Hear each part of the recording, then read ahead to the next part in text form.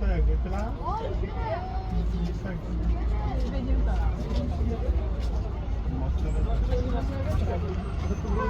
A jo.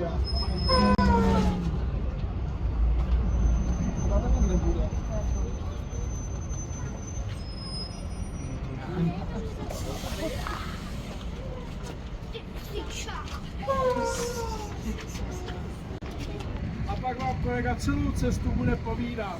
Kdo chcete pravidelně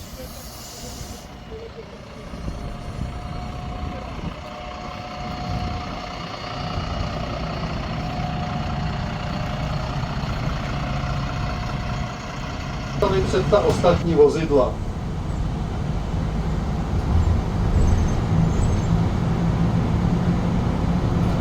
Tak a už jsme v tunelu.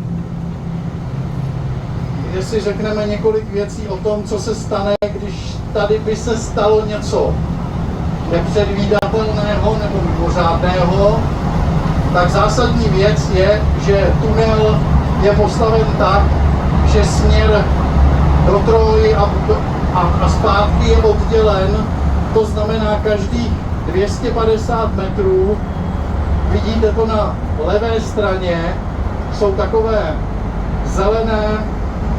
zeleně označené prostupy do té protější tunelové trouby. Následně jsou na stěnách tunelu vždycky cedule se vzdáleností, jak daleko jedním či druhým směrem ten únikový prostup je.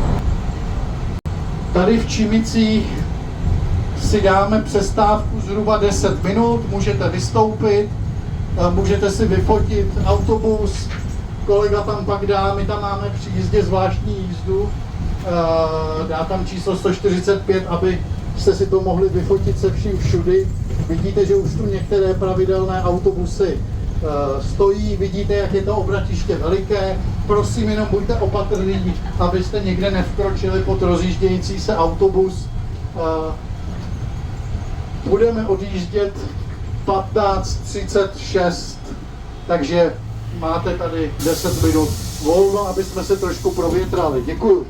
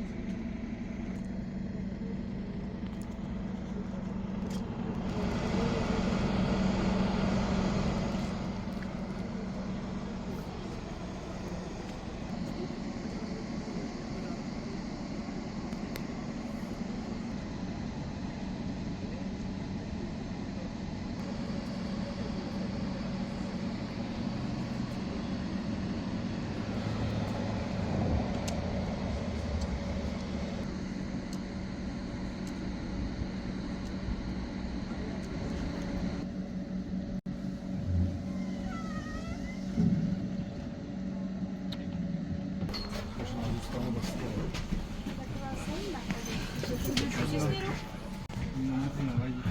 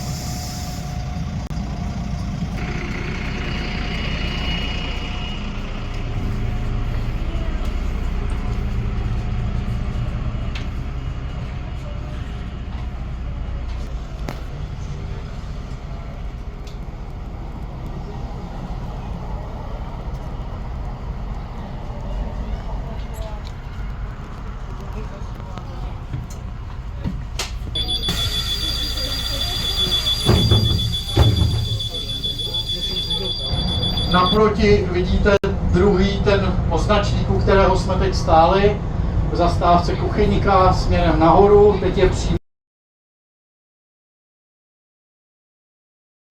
je přímo na druhé straně ulice a na Kuchyňce tedy zatím nestavíme a blížíme se k rampě, která z Holešoviček odbočuje směrem na Povltavskou.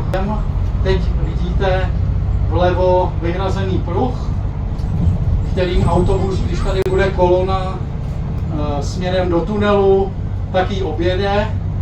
S tím, že tady jsme automobilům nic nevzali, tady měli jeden pruh doteďka taky, ten pruh byl vyšrafován, ten druhý.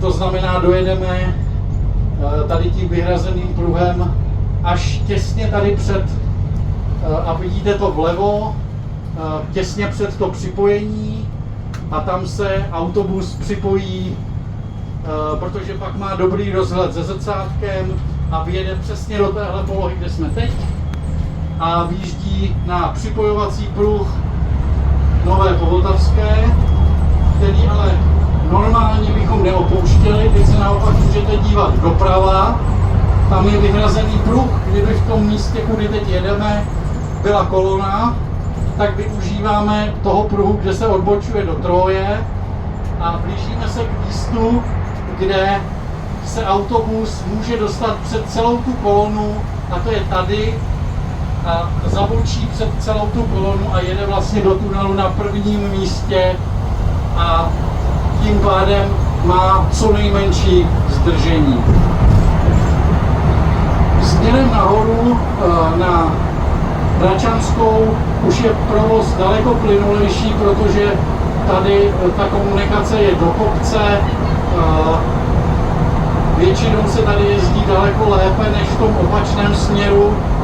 Když se jede z Latné směrem do Troje, tam se připojuje hodně vozidel a celkem tam ten provoz bývá hustější, tady to bývá daleko plynulejší, to znamená tady i trošku ubylo nástrah a vlastně na Vítězné náměstí už se dostáváme víceméně bez nutnosti nějakých dalších preferenčních opatření.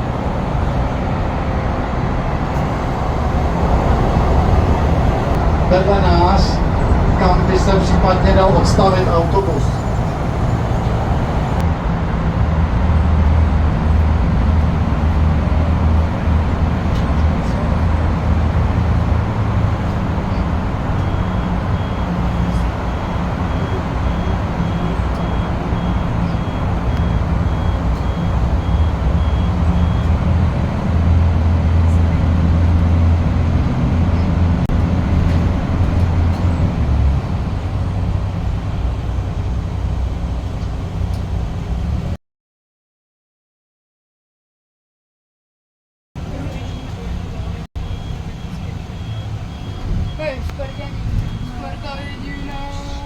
Vlevo uvidíte na tramvajových kolejích ten krátký vyhrazený pruh, ze kterého se dá odbočit do tunelu.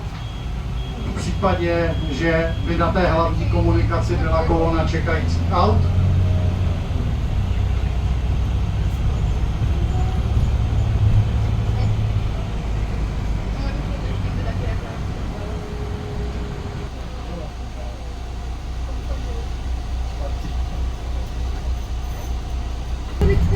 Zastavili, tady bude zastavovat, respektive už zastavuje tady a už pokračujeme na Vítězné náměstí, kde opět využijeme jako linky 180, 143 a 149 tramvajové koleje ve Svatovícké ulici po odbočení směrem dolů právě do Svatovícké.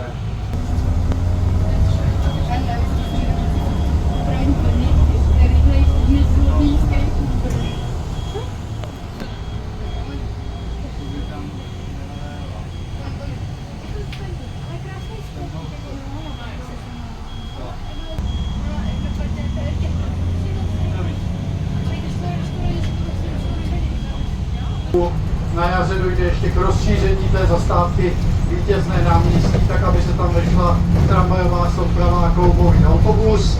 Následně budeme projíždět Vítězné náměstí opět po kolejích. Využíváme to stejně jako dalších 14 linek a potom se za kruhovým objezdem, posledním opatřením vlastně dostaneme do výstupní zastávky.